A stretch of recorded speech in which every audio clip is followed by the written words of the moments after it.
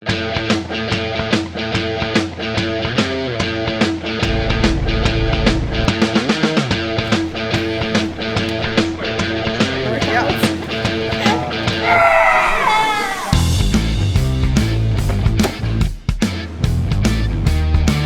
is the Steer a Year program, so it's kind of like a little mini feedlot on campus.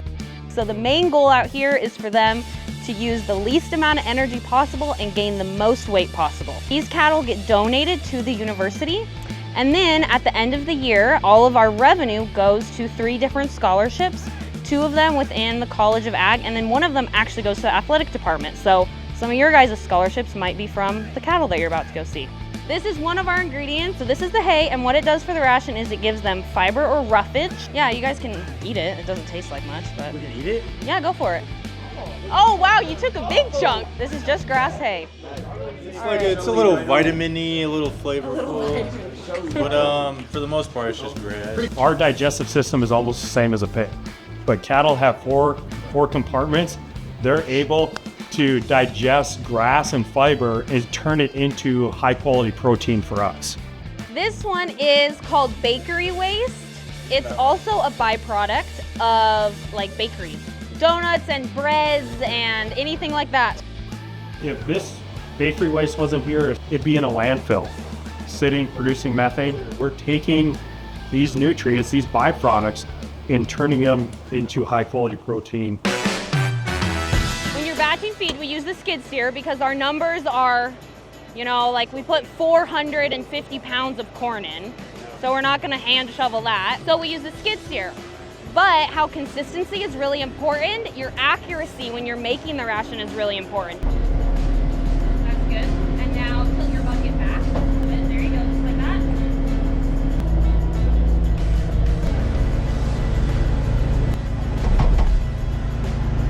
Oh! What do I need to fill it? So why don't you try to get it to 170? Okay. So I lift it first. Yep. There you go. Okay, now right about here, pause for a sec. Good. And now you can drive forward.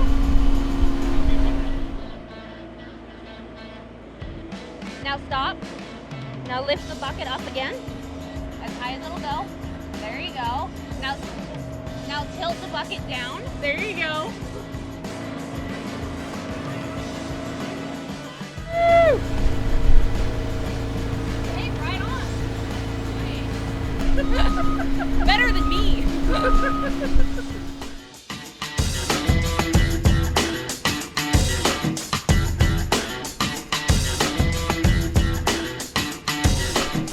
KJ?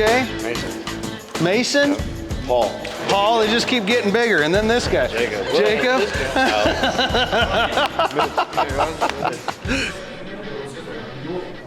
And then we have a life-size calf that we can reposition in all different ways. And then teach farmers how to pull calves. That's crazy. Yeah. Everyone, this is Dr. Lauren. Hey guys. Dr. Lauren is our veterinarian, one of our veterinarians on staff, and she's placing Yuri inside Bertha. Everything has a name here. Yes. And this is the purpose of Bertha. Where the muscles are in the body really does matter. Okay, we've got any volunteers to pin the T-bone on the cow? I'm like, yes. Yes. Right, I'm gonna go like, Okay. right there. Looks good. What about this guy? Who likes a crock pot dinner?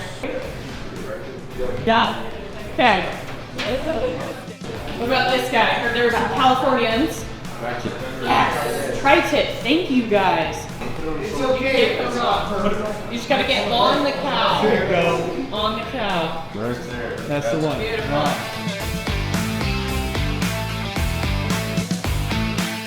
And this will make a lot more sense when you start thinking about the different muscles that are here. Look at all the different muscles. We have really big solid muscles in the hind leg and a whole mess of different smaller muscles up in the shoulder area. Now this one's actually really close. The ribeye will be right about there. The chuck roast right about there because this is some neck meat. Then we have our tri-tip. Rolls right about there. Next steps. We're gonna get to put on some really cool apparel right here, and then everybody gets to wear a hairnet. Everybody.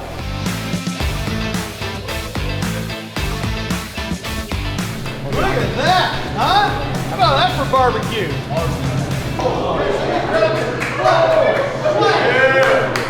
That's American right there. That's American right there. Yeah. I'm gonna tell you something. Not many people clap for that, but they should, right? That's awesome. All right, so let's take this critter apart, shall we? Here's all the different pieces and parts. So we have, again, the chuck, this big upper shoulder section. We have the rib that goes right down to about here, and then we get into the plate. We have the loin, the flank, the round, and the brisket. And then we have the shank that's right over here, okay?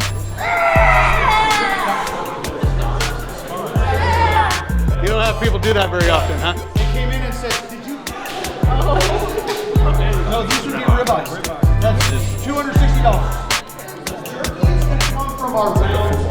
We're getting that protein, but when we are getting our food from a whole food source, like all of this meat on the table here, we are getting lots of those vitamins and minerals, which is really helpful for your guys' overall health and the performance. I'm gonna give you guys a chance to reassemble it. You think you can do that? I got a leg. Where does this go? I got a rib.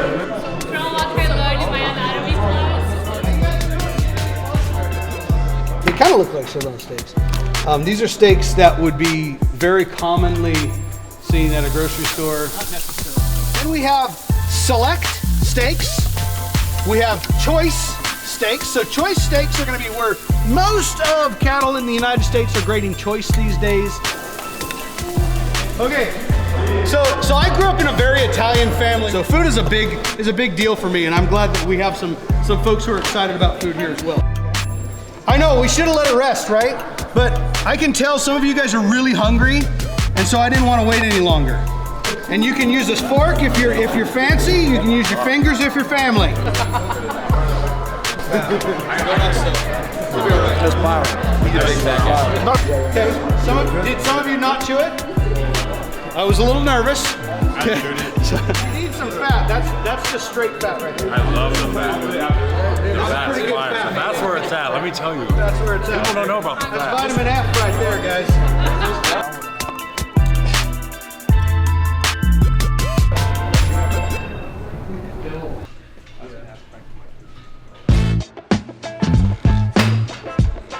I'm going to kind of talk you guys through exercise. We're going to be using these 4 racks. I would take your jackets off. You're going to be able to bend in those pants? I'll try. Okay, I like that answer. Now the front squat is a big driver for our athletes as far as it strengthens the whole body. He's gonna get that bar up on his shoulders, up on the collarbone. He's gonna cross his hands over just to walk the bar out. He's gonna get his feet set about shoulder width apart, toes slightly pointed out. Okay, from there he's gonna extend his arms. His elbows are locked out, his thumbs are up. He's gonna keep his chin down as he squats down, pushing the knees out and forward, keeping his feet flat, standing back up strong. If you're able to complete a set of 10 without letting that bar drop. Oh God. Yep, take your time, get your feet set. Go ahead and extend those arms, thumbs up, push those knees out, squat as low as you can, keeping those feet flat. Oh yeah. Okay, good.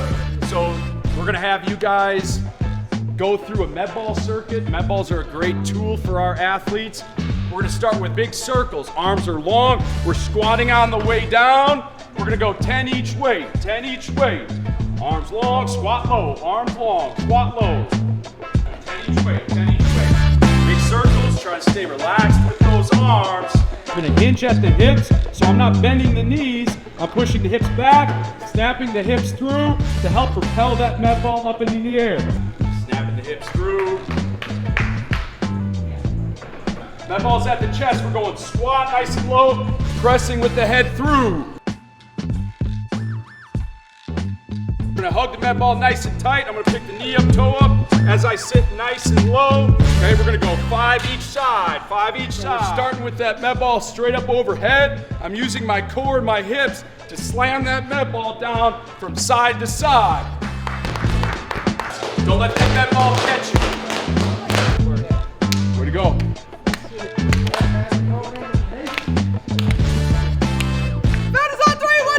I think they did really good. It definitely seemed like their form was good. Hopefully they enjoyed it. Yeah, they paid really good attention to detail, and that's what it is in this room. We improve every single day, just from repetition and practice. But they have that good foundation and that good sort of toughness and being willing to just, get after it, and that's what it means to be a Vandal student athlete. I had a bunch of fun learning like the proper way to lift a bar and how to do the medicine ball workouts, who were super fun. I wish it's something I could get into every day with a trainer. Yeah, we had a really great time, definitely worked up a sweat, and definitely these Vandal athletes are working very hard at their job, that's for sure. Getting this experience is like, I praise the athletes for doing this and playing sports, so it was super cool. All right, so now we're gonna move over to the fueling station, and that's where we refuel after our tough workout that we just did. Okay, so this is our fueling center, and this is where our athletes come to refuel after their workouts. Really, the purpose of this room is to make sure that we are providing the essential nutrients that our athletes need before workouts, during workout, and then after workout. So in here we have pretty much those quick convenience options. So when you go home, we want to make sure that we're continuing to refuel our bodies so that we're setting ourselves up for success for that next day. So a lean cut of steak, we're getting about 25 grams of protein for just 3 ounces. So yeah, those are all great options that I do encourage our athletes to get for that post-workout to make sure that they're getting the nutrients that they need. Good chance when you Go Vandals! Go Vandals!